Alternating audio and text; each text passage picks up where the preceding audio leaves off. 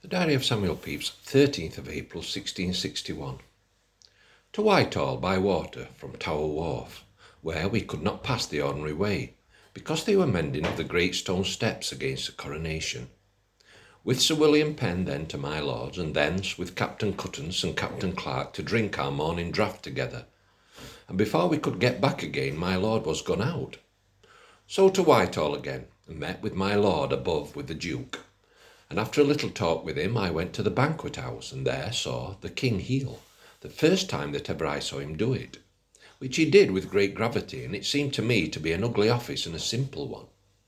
That done, to my lord's and dined there, and so by water with Parson Turner towards London, and upon my telling of him, of Mr. Moore to be a fit man to do his business with Bishop Wren, about which he was going, he went back out of my boat into another to Whitehall. And so I forwards home, and there by and by took coach with Sir William Penn and Captain Turn, and went to the burial of Captain Robert Blake at Wapping, and there had each of us a ring, but it being dirty, we would not go to church with them. But with our coach we returned home, and there stayed a little, and then he and I alone to the Dolphin. Sir William Batten being this day gone with his wife to Walthamstow to keep Easter, and there had a supper by ourselves, we both being very hungry, and staying there late drinking, I became very sleepy, and so went home, and I to bed.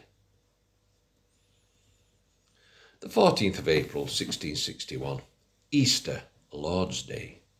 In the morning towards my father's, and by the way heard Mr. Jacob at Ludgate upon these words, Christ loved you, and therefore let us love one another, and made a lazy sermon like a Presbyterian. Then to my father's and dined there, and Dr. Fairbrother, lately come to town with us.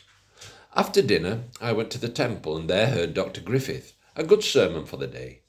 So with Mr. Moore, whom I met there, to my lord's, and there he showed me a copy of my Lord Chancellor's patent for Earl, and I read the preamble, which is very short, modest, and good. Here my Lord saw us and spoke to me about getting Mr. Moore to come down and govern his house while he goes to sea, which I promised him to do, and did afterwards speak to Mr. Moore, and he is willing. Then hearing that Mr. Barnwell was come with some of my lord's little children yesterday to town to see the coronation, I went and found them at the Goat at Charing Cross, and there I went and drank with them a good while, whom I found in very good health and very merry. Then to my father's, and after supper seemed willing to go home, and my wife seeming to be so too, I went away in a discontent. But she, poor wretch, followed me as far in the rain and dark as Fleet Bridge to fetch me back again. And so I did, and lay with her tonight, which I have not done these 8 or 10 days before. It's nice to get back and read some Samuel. I've been busy since April, May, June, July, about 3 months. Getting married and other things. But I'm back to doing them again.